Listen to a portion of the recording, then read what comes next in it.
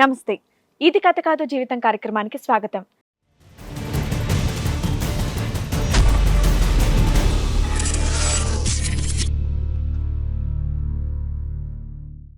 Hospital లోపలికి వచ్చాక నన్ను కూడా చూడలేదు. సరే బాబు పుడతాడనే ఎక్స్పెక్టేషన్స్ ఉండే అతనికి. అంటే అతను కొంచెం ఇవి ఎక్కువ నమ్ముతాడు మేడం. ముందే ప్రిడిక్ట్ చేసుకున్నాడు బాబే పుడతారు అని.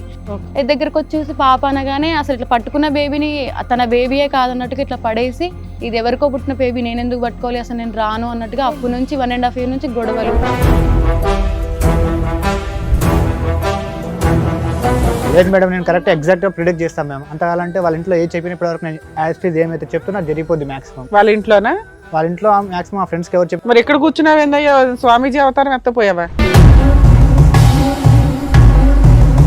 నేను చెప్పాను మేము అంతాలంటే వాళ్ళ మామయ్య కరెక్ట్ ఎగ్జాక్ట్ ఆ రోజు నైట్ 12 చనిపోతాంటే కూడా చనిపోయాడు. అంతాలంటే అడగండి మేము. చనిపోయాడా చంపేశావా?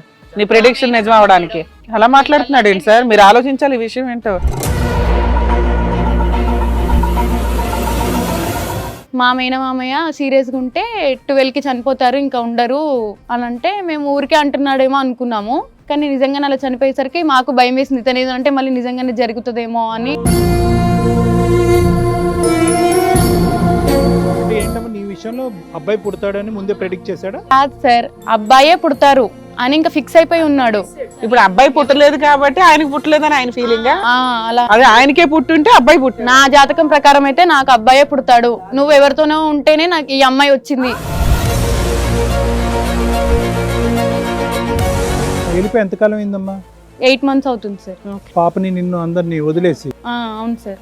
ఫస్ట్ 3 months కొంచెం గొడవలు ఉన్నప్పుడన్నా ఇంటికి అట్లా వచ్చేవాడు, కానీ తర్వాత అయితే అసలు రావడం. 8 months నుంచి మొత్తం అసలు ఆపేసాడు. ఎక్కడన్నా జాతకాలు చెప్పుకుంటున్నాడేమో. తర్వాత ఎక్కడ కనిపించాడు? హాస్పిటల్లోనే మేడం. ఆ రోజే పాపం చెకింగ్ తీసుకెళ్లి నేను రిటర్న్ వెళ్ళిపోతుంటే కనిపిస్తే దగ్గరికి వెళ్ళి చూసేసరికి మా ఆయనని నేనంటే ఆ అమ్మాయి నేను ఇట్లా వచ్చాను అని చెప్పి వాళ్ళు అనేసరికి ఇంకా నేను అసలు షాక్ అయ్యి అడిగాను మేడం, నిలదీసి అక్కడే హాస్పిటల్లో గట్టిగా అడిగి. రావట్లేదు ఏంటి 1.5 years నుంచి? అసలు ఏమైపోయావు ఏంటి అని అంతా అడిగితే, ఇగో ఇది అసలైన నాకు పెళ్ళాము, ఇప్పుడు పుట్టేవారు నాకు బాబు. అవును మేడం, నేను ఎప్పటి నుంచి ప్రిడిక్ట్ చేసి ఎప్పటి నుంచో. ఏంటి అక్కడ అమ్మాయిని డెలివరీకి తీసుకొచ్చాడా? నా ప్రొడక్షన్ ఎప్పుడు తప్పు కాలేదు. ఇప్పుడు చూడండి ఈ అమ్మాయికి బాబు కూడా పుట్టిండు.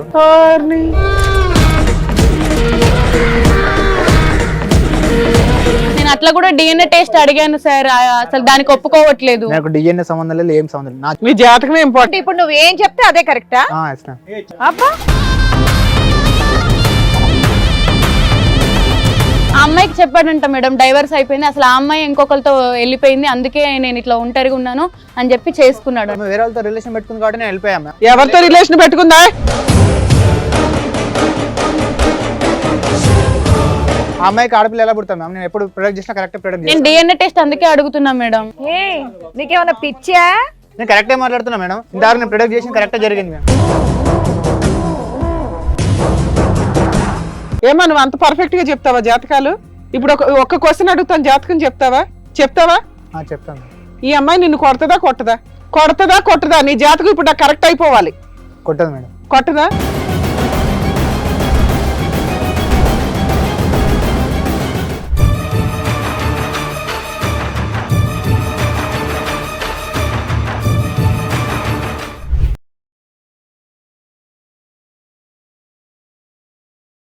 హలో అండి, నేను మీ శ్రీవాణి. ఇది కథ కాదు జీవితం కార్యక్రమాన్ని అందరికన్నా ముందుగా మీరు చూడాలి అనుకుంటున్నారా? అయితే ఇమీడియట్ గా హిట్ టీవీ యాప్ ని డౌన్లోడ్ చేసుకోండి, అది కూడా ఫ్రీగా.